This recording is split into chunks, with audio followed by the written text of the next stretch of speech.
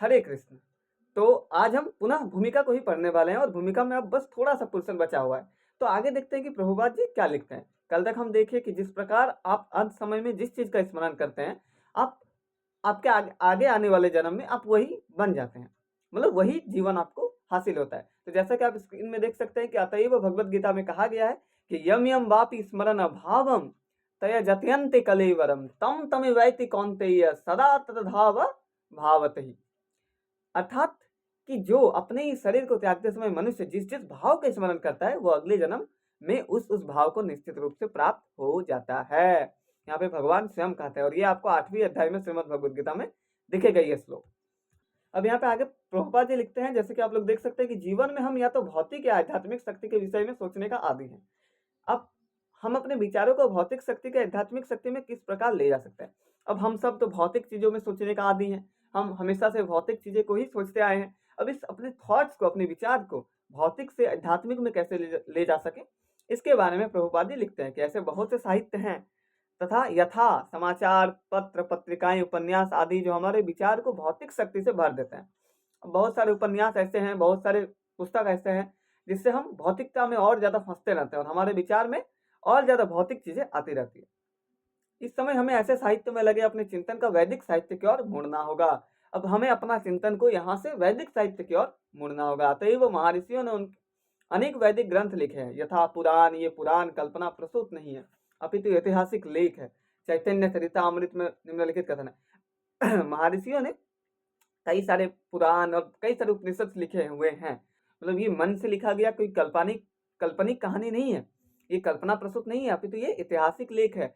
अब चैतन्य चरितामृत में इसके बारे में क्या लिखा है कि माया मुग्ध जीवरे नाही स्वतः कृष्ण ज्ञान जीवरे कृपाल कैला कृष्ण वेद पुराण।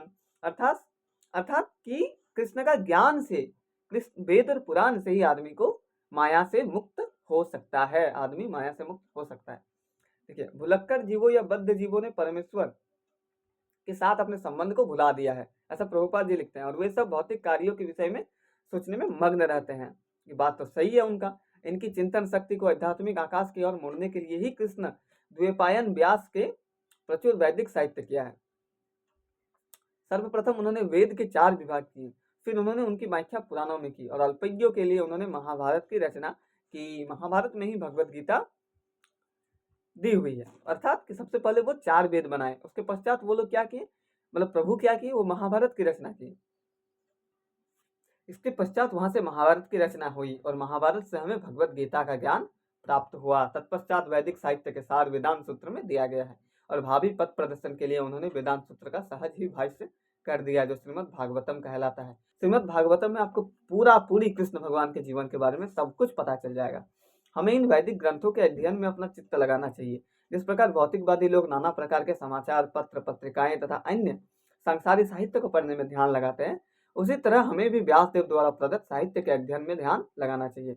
यहाँ पे प्रभुपाद जी कहते हैं कि, मतलब प्रभुपाद जी भी कहते हैं और कई सारे वेदों का भी यही मूल है, यही सार है कि हमें अपने ध्यान को इन वेदों में लगाना पड़ेगा, इन आध्यात्मिक पुस्तकों में लगाना पड़ेगा। महाभारत, रामायण और भी कई सारे जो पुस्तक हैं, ग्रंथ हैं, उन सब में हमें अपने ध्यान को मोड़ना पड़ेगा। ये भौतिकता से हट करके हमें आध्यात्मिकता में पहुंचना पड़ेगा। इस प्रकार हम मृत्यु के समय परमेश्वर का स्मरण कर सकेंगे और अगर हम आध्यात्मिकता में आएंगे तो ही अंत समय में हमें परमेश्वर का याद आएगा, अन्यथा हमें भौतिकता की ही चीजें याद आएंगी। भगवान द्वारा सुझाया गया यही एकमात्र उपाय है और वे इसके फल का विश्वास दिलाते हैं, इसमें कोई संदेह नहीं है।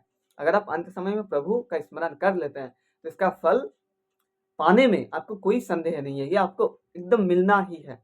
आगे लिखा हुआ है कि तस्मात् सर्वेषु कालेषु मामनु स्मर युधय्य च मया अर्पित मनोबुद्धि मार्मिवश्य संशय सह।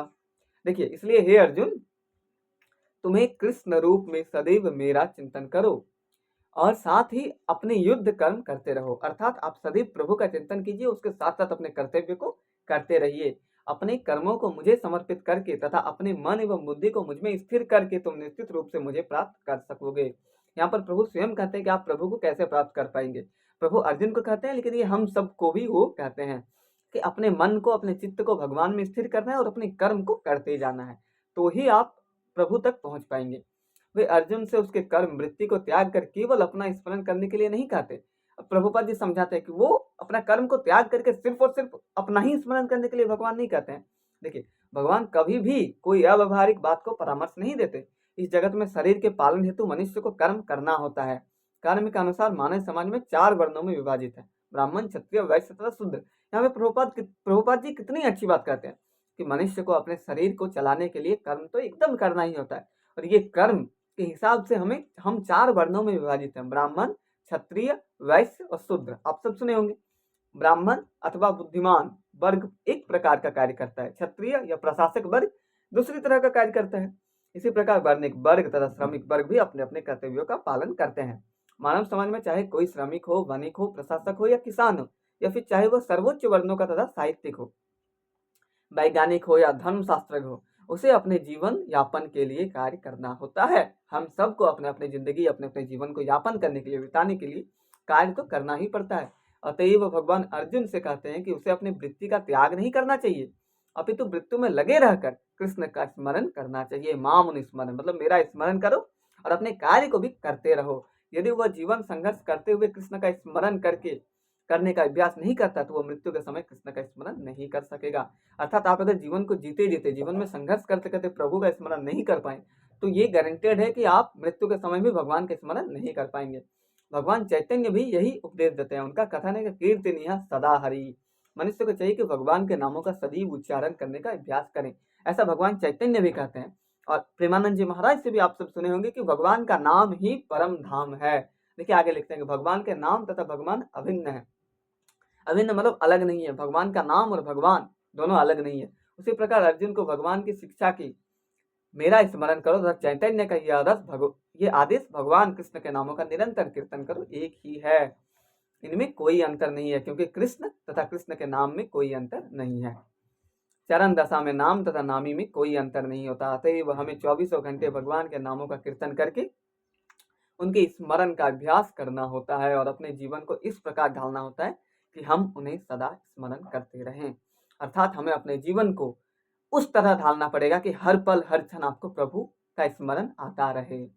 अब यह किस प्रकार संभव है, ये भी प्रभुपाद जी लिखते हैं कि आचार्यों में निम्नलिखित उदाहरण दिया है। यदि कोई विवाहिता स्त्री पर पुरुष में आसक्त होती है, या कोई पुरुष अपनी स्त्री को छोड़कर किसी पराई स्त्री में लिप्त होती है, जो यह आसक्ति अत्यंत प्रबल होती है, ऐसी आसक्ति वाला अपने प्रेमी के विषय में निरंतर सोचता रहता है। जो स्त्री अपने प्रेमी के विषय में सोचता है, वो अपने घरेलू कार्य करते समय भी उसे मिलने के विषय में सोचती रहती है। कितने अच्छे और कितने रियलिस्टिक एग्जाम्पल दिए हैं प्रभुपाद जी। वास्तव में वो अपने गृह कार्य इतनी अधिक सावधानी से करती है कि उसका पति उसकी आसक्ति के विषय में संदेह भी ना कर सके। इसी प्रकार हमें परम प्रेमी कृष्ण का सदैव स्मरण करना चाहिए और साथ ही अपने कर्तव्य को सुचारू रूप से करते रहना चाहिए। इसके लिए प्रेम की प्रगाढ़ भावना चाहिए। यदि हमें परमेश्वर के लिए प्रगाढ़ प्रेम है तो हम अपना कर्म करते हुए उनका स्मरण भी कर सकते हैं, लेकिन हमें प्रेम भाव उत्पन्न करना होगा। हमें वो प्रेम भाव आना चाहिए हमारे अंदर। उदाहरणार्थ अर्जुन सदैव कृष्ण का चिंतन करता था। वो कृष्ण का नित्य संगी था और साथ ही योद्धा भी। कृष्ण ने उसे युद्ध करना छोड़कर जंगल जाकर के ध्यान करने की भी सलाह नहीं दी। कृष्ण ये नहीं कहा कि जाओ तुम जंगल जाकर के ध्यान करो और अपना कर्म मत करो। जब भगवान कृष्ण अर्जुन को योग पद्धति बताते हैं तो अर्जुन कहता है कि इस पद्धति का अभ्यास कर सकना उसके लिए संभव नहीं। अर्थात अर्जुन के लिए यह संभव नहीं था कि वो घर बार छोड़ दे, और हम सब गृहस्थ लोगों के लिए भी ये संभव नहीं है कि आप सब या हम सब घर बार छोड़ दें, अपने माता पिता को छोड़ दें, अपने परिवार को छोड़ दें। ये कदापि आजकल के युग में संभव नहीं है। अब देखिए यहाँ पर गीता में वो श्लोक भी लिखा गया है। प्रभुपाद जी वो श्लोक भी कहते हैं, कहाँ पर है, जैसे अर्जुन उवाच यो अयम योगस्तवया प्रोक्तः साम्येन मधुसूदन एतस्याहं न पश्यामि चंचलत्वतिष्ठतिं स्थिरम्। कि अर्जुन ने कहा कि हे मधुसूदन, आपने जिस योग पद्धति का संक्षेप में वर्णन किया है वह मेरे लिए अव्यावहारिक तथा असहनीय है, क्योंकि मेरा मन अस्थिर तथा चंचल है। अब अर्जुन जैसा वीर, अर्जुन जैसा योद्धा अगर ऐसा कहता है कि उसका मन चंचल है, उसका मन अस्थिर है, तो हम सबकी तो बात ही क्या है। लेकिन भगवान क्या कहते हैं कि योगिनामपि सर्वेषां मदगतेन्तात्तरात्मना श्रद्धावान भजते यो माम समेयुक्तमो मतः। मतलब संपूर्ण योगियों में जो श्रद्धावान योगी भक्ति योग के द्वारा मेरी आज्ञा का पालन करता है, अपने अंतर में मेरे बारे में सोचता है और मेरी दिव्य प्रेम भक्ति से सेवा करता है, वो योग में मुझे परम घनिष्ठता पूर्वक युक्त होता है और सबसे श्रेष्ठ है। अर्थात जो भगवान का स्मरण करता है और भगवान की आज्ञा का पालन करता है, वही सबसे बड़ा योगी है। अतएव जो सदैव परमेश्वर का चिंतन करता है, वह एक ही समय में सबसे बड़ा योगी है, सर्वोच्च ज्ञानी है और महानतम भक्त है। अर्जुन से भगवान आगे भी कहते हैं कि क्षत्रिय होने के कारण वह युद्ध को त्याग नहीं कर सकता, किंतु यदि वह कृष्ण का स्मरण करते हुए युद्ध करता है तो वह मृत्यु के समय कृष्ण का स्मरण कर सकेगा। अर्थात अगर आप अपने कर्म को करते हुए प्रभु का स्मरण करते हैं तो अंत समय में भी आप प्रभु का स्मरण कर पाएंगे। परंतु इसके लिए मनुष्य को दिव्य प्रेम भक्ति की सेवा में पूर्णतया समर्पित होना होगा। और इतना आसान तो है नहीं कि आप कृष्ण का स्मरण कर सके, हर बार कर सकें, हर क्षण कर सकें। इसके लिए आपको प्रभु की दिव्य प्रेम भक्ति में आसीन होना होगा, उसमें आना पड़ेगा। वास्तव में हम अपने शरीर से नहीं अभी तो अपने मन तथा बुद्धि से कर्म करते हैं। प्रभुपाद जी कितने अच्छे बात यहाँ पे लिखते हैं कि हम अपने शरीर से नहीं, दिखता कि हम शरीर से कर्म कर रहे हैं, किंतु तो कर्म हम मन से करते हैं और बुद्धि से करते हैं। आप सुने होंगे कि कहा जाता है कि पढ़ रहे हो तो मन से पढ़ो। क्यों? क्योंकि मन ही एक्चुअल कर्म करता है और मन कर्म करेगा तो बुद्धि ऑटोमेटिकली वही कर्म करेगा। अतएव यदि मन तथा बुद्धि सदैव परमेश्वर के विचार में मग्न रहे तो स्वाभाविक है कि इंद्रियां भी उनकी सेवा में लगी रहेंगी। इंद्रियों को कार्य कम से कम बाहर से तो वही रहते हैं, लेकिन चेतना बदल जाती है। अब इंद्रिया का काम तो रहती वैसे ही है, परंतु हमारी जो चेतना है, हमारी जो सोच है, हमारी जो थिंकिंग है, वो हमारे जो विचार है वो बदल जाता है। भगवत गीता हमें सिखाती है कि किस प्रकार मन तथा बुद्धि को भगवान के विचार में लीन रखा जाए। ऐसी तल्लीनता से मनुष्य भगवत धाम को जाता है। यदि मन कृष्ण की सेवा में लग जाता है तो सारी इंद्रिया स्वतः उनकी सेवा में लग जाती है। यह कला है और यह भगवत गीता का रहस्य भी है कि कृष्ण के विचार में पूरी तरह से मग्न रहा जाए। अब श्रीमद् भगवत गीता से आपको मिलेगा क्या? अंततः श्रीमद् भगवत गीता से आपको यही मिलेगा कि आपका विचार श्रीमद् भगवत गीता के अंदर जाएगा, अर्थात आपका विचार भगवान श्री कृष्ण पर लगेगा। और जब आपका विचार भगवान श्री कृष्ण पर लगने लगेगा तो फिर आप प्रभु तक पहुंच ही जाएंगे, इसमें कोई संदेह नहीं है। आधुनिक मनुष्य ने चंद्रमा तक पहुंचने के लिए कठोर संघर्ष किया है, लेकिन उसने अपने आध्यात्मिक उत्थान के लिए कठिन प्रयास नहीं किया। अब आधुनिक मनुष्य तो चांद तक पहुंचना चाहता है, परंतु आध्यात्मिक आकाश तक पहुंचने का कोई उनका सोच नहीं है, कोई प्रयास नहीं है। सब भौतिकता में फंसे जा रहे हैं, फंसे जा रहे हैं, फंसे जा रहे हैं और अपने आप को और इस इन्वायरमेंट को, इस नेचर को खत्म कर रहे हैं। यदि मनुष्य को 50 वर्ष आगे जीना है तो उसे चाहिए कि इस थोड़े समय में भगवान का स्मरण करने के अभ्यास में लगाए। यह अभ्यास भक्ति योग है। अब भक्ति योग में आप भगवान का किस तरह स्मरण कर सकते हैं? वो 9 जो विधि होता है, 9 विधि, वो भी श्रीमद् भगवत गीता में प्रभुपाद जी भूमिका में ही लिख देते हैं। और लिखते हैं कि श्रवणम कीर्तनम विष्णु स्मरणम पाद सेवनम अर्चनम वंदनम दास्यम साख्यमात्म निवेदनम। ये 9 विधियां हैं जिनमें स्वरूप सिद्ध व्यक्ति से भगवत गीता का श्रवण करना सबसे सुगम है। तब व्यक्ति भगवत चिंतन की ओर मुड़ेगा। अब श्रीमद् भगवत गीता का स्मरण अगर आप किसी से अगर आप सुन रहे हैं, जैसे कि अभी आप मेरे वीडियो से सुन रहे हैं, तो आपको उन्हीं से सुनना चाहिए जो श्रीमद् भगवत में श्री भगवान को श्री भगवान मानते हैं और आपका भगवान के बारे में बताते रहते हैं, क्योंकि तो ही आपका ध्यान उनके तरफ बढ़ेगा। इससे परमेश्वर का स्मरण होगा और शरीर छोड़ने पर आध्यात्मिक शरीर प्राप्त होगा जो परमेश्वर की संगति के लिए उपयुक्त है। अब भगवान आगे भी कहते हैं कि अभ्यास योग युक्त न चेतसा नान्य गामिना परमम पुरुषम दिव्यम याति पार्थु नुचिंतथन। अर्थात कि हे अर्जुन, जो व्यक्ति पथ पर विचलित हुए बिना अपने मन को निरंतर मेरा स्मरण करने में व्यस्त रखता है और भगवान के रूप में मेरा ध्यान करता है, वह मुझको अवश्य प्राप्त करता है। अर्थात जो विचलित नहीं होता, इस माया के पास से विचलित नहीं होता है और श्री भगवान पर निरंतर उनका ध्यान, अपना ध्यान रखता है। अब हम भौतिकता में फंसे हुए हैं, हम कलयुग में फंसे हुए हैं, तो हमारा ध्यान तो भटकेगा, लेकिन अगर हमारा ध्यान भटक रहा है तो हमें अपने मन को खींच करके भगवान के चरण में लगाना है पुनः, और भगवान के नाम में लगाना है। यह कोई कठिन पद्धति नहीं है, तो भी इसे किसी अनुभवी व्यक्ति से सीखना चाहिए, क्योंकि ये पद्धति कठिन नहीं है, लेकिन फिर भी जो अनुभवी है, जो थोड़ा मोड़ा स्पिरिचुअलिटी जानता है, आप और हम कोशिश करें कि उन्हीं से सीखें। अब तद्विज्ञानार्थम सगुरु में विगच्छेत। मनुष्य को चाहिए जो पहले से अभ्यास कर रहा हो उसके पास जाए। मन सदैव इधर उधर उड़ता रहता है, किंतु मनुष्य को चाहिए कि मन को भगवान श्री कृष्ण के स्वरूप पर या उनके नाम उच्चारण पर केंद्रित करने का अभ्यास करे। अब यहाँ पे प्रभुपाद जी इतनी अच्छी बात लिखते हैं कि मनुष्य को चाहिए कि जो पहले से अभ्यास कर रहा है, जो पहले से श्रीमद् भगवत गीता पढ़ने का अभ्यास कर रहा है, जो श्रीमद् भगवत गीता को समझने का अभ्यास कर रहा है, जो श्रीमद् भगवत गीता को 1 बार 2 बार पढ़ चुका है, जो प्रभु की तरफ मुड़ चुका है, अगर आप उनसे सीखेंगे तो आप भी धीरे धीरे कर पाएंगे। अब ऐसा नहीं है कोई जो स्टार्टिंग करता है वो स्टार्टिंग में ही प्रो बन जाता है, स्टार्टिंग में ही गुरु बन जाता है। पहले उसको शिष्य बनना पड़ता है, उससे पहले उसको स्पिरिचुअलिटी की तरफ मुड़ना पड़ता है, आध्यात्मिकता की तरफ मुड़ना पड़ता है। तो आप भी अगर उन लोगों के हाथ पकड़ लेंगे तो आप भी अंततः श्री कृष्ण तक पहुंच जाएंगे। मन स्वभावतः चंचल है, इधर उधर जाता रहता है, लेकिन यह कृष्ण की ध्वनि पर स्थिर हो सकता है। इस प्रकार मनुष्य को परमम पुरुषम अर्थात दिव्य लोक में भगवान का चिंतन करना चाहिए और उनको प्राप्त करना चाहिए। तो मनुष्य को हमेशा श्री भगवान का ही चिंतन करना चाहिए। चरम अनुभूति या चरम उपलब्धि का साधन भगवत गीता में बताए गए हैं, और इस ज्ञान के द्वारा सबके इस ज्ञान के द्वार सबके लिए खुले हैं। अब ये श्रीमद् भगवद गीता में जो भगवान का सेवा का द्वार है, जो ज्ञान का द्वार है, ये सबके लिए खुला हुआ है। कोई भी इसमें एंटर कर सकता है, किसी के लिए कोई रोक टोक नहीं है। सभी श्रेणी के लोग भगवान कृष्ण का चिंतन करके उनके पास पहुंच सकते हैं, क्योंकि उनका श्रवण तथा चिंतन हर एक के लिए संभव है। चाहे आप किसी भी श्रेणी में क्यों ना हो, किसी भी जात किसी भी कुल का क्यों ना हो, आप श्री भगवान के भक्त बन सकते हैं, आप उन तक मुड़ सकते हैं, आप आध्यात्मिकता में आ सकते हैं।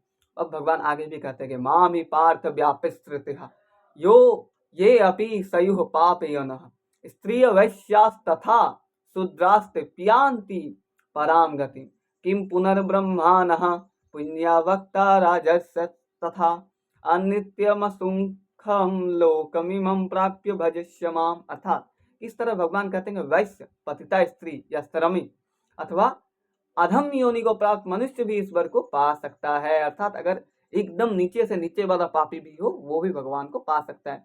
उसे अत्यधिक विकसित बुद्धि की आवश्यकता नहीं पड़ती। बात यह है कि जो कोई भक्ति योग के सिद्धांत को स्वीकार करता है और परमेश्वर को जीवन के आश्रय तत्व के रूप में, सर्वोच्च लक्ष्य या चरम लक्ष्य के रूप में स्वीकार करता है, वह आध्यात्मिक आकाश में भगवान तक पहुंच सकता है।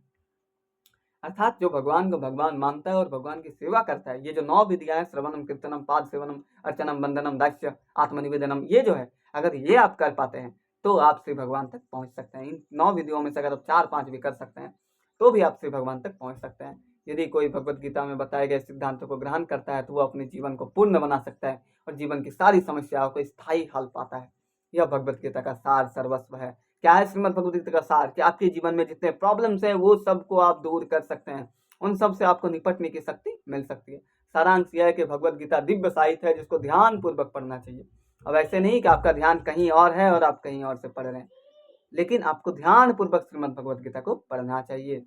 गीता शास्त्रमिदं पुण्यम यह पठेत प्रायः पुमान। यदि कोई भगवत गीता के उपदेशों का पालन करे तो वो जीवन के दुखों तथा चिंताओं से मुक्त हो सकता है।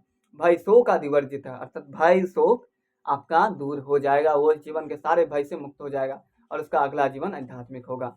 ऐसा गीता महात्म्य में लिखा हुआ है। और श्रीमद् भगवद गीता में एक और लाभ भी है, श्रीमद् भगवद गीता को पढ़ने से एक और लाभ भी है।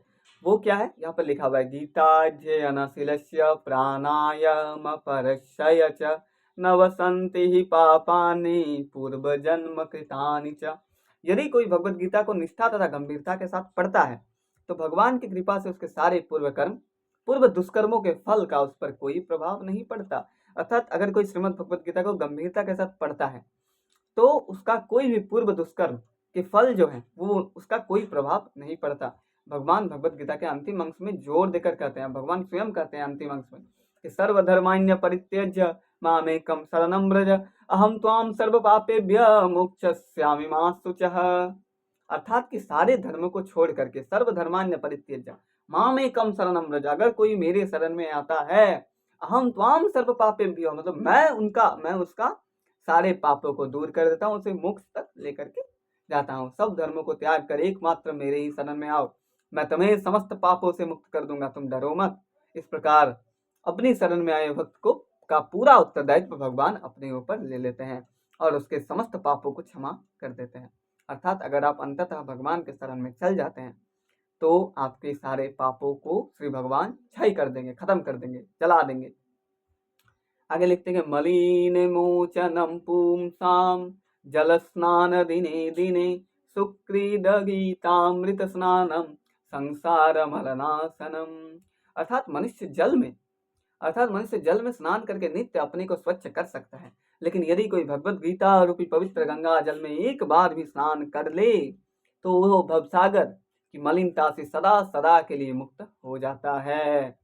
गीता सुगीता कर्तव्या किमने शास्त्र विस्तर है या स्वयं पद्म नावश्य मुख पद्म विधि निःसृता। क्योंकि भगवत गीता भगवान के मुख से निकली है, अतएव किसी को अन्य वैदिक साहित्य पढ़ने की कोई आवश्यकता नहीं रहती। उसे केवल भगवत गीता को ही ध्यान पूर्वक तथा मन योग से श्रवण तथा पठन करना चाहिए। श्रवण मतलब सुनना चाहिए और पठन मतलब पढ़ना चाहिए। तो आप सब सुन रहे हैं, हम पढ़ रहे हैं, आप अगर चाहें तो स्वयं से भी पढ़ सकते हैं, वो भी बहुत अच्छा है।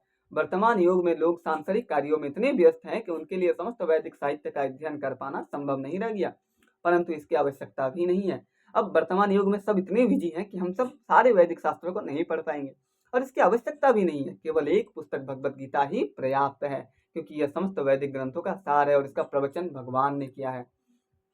तो श्रीमद् भगवत गीता यथारूप जो एक पुस्तक है, अगर आप उसे पढ़ सकते हैं तो वही पर्याप्त है। जैसा कि कहा गया है कि भरतामृत सर्वस्वम विष्णुवक्त्राविदिनः स्मृतम गीता गणगोदकम पित्वा पुनर्जन्म न विद्यते। जो गंगाजल पीता है उसे मुक्ति मिलती है, अतएव उसके लिए क्या कहा जाए जो भगवत गीता का अमृत पान करता हो। भगवत गीता महाभारत का अमृत है और इसे भगवान कृष्ण मूल विष्णु ने स्वयं सुनाया है। गीता महात्मा में भगवत गीता भगवान के मुख से निकली और गंगा भगवान के चरण कमलों से निकली। अब गंगा भगवान के चरण कमल से निकली और भगवत गीता श्री भगवान के मुख से निकली है। तो अगर कोई श्रीमद् भगवत गीता को पढ़ता है तो उसके लिए क्या ही कहा जाए। भगवत गीता गंगा जल की अपेक्षा अधिक महत्वपूर्ण है। यहाँ पे ये कहा गया कि श्रीमद् भगवत गीता श्री भगवान के जो गंगा जल है उससे भी ज्यादा पवित्र है। सर्वोपनिषदो गावो दुग्धा गोपाल नंदन पार्थो वत्सः सुधीवृक्ता दुग्ध गीतामृतम महत्। अर्थात ये गीता उपनिषद भगवत गीता जो समस्त उपनिषदों का सार है, गाय के तुल्य है और ग्वाल बाल के रूप में विख्यात भगवान कृष्ण इस गाय को दूह रहे हैं। अर्थात ये जो भगवत गीता है ये गाय के तुल्य है और श्री भगवान स्वयं इस गाय को दूह रहे हैं।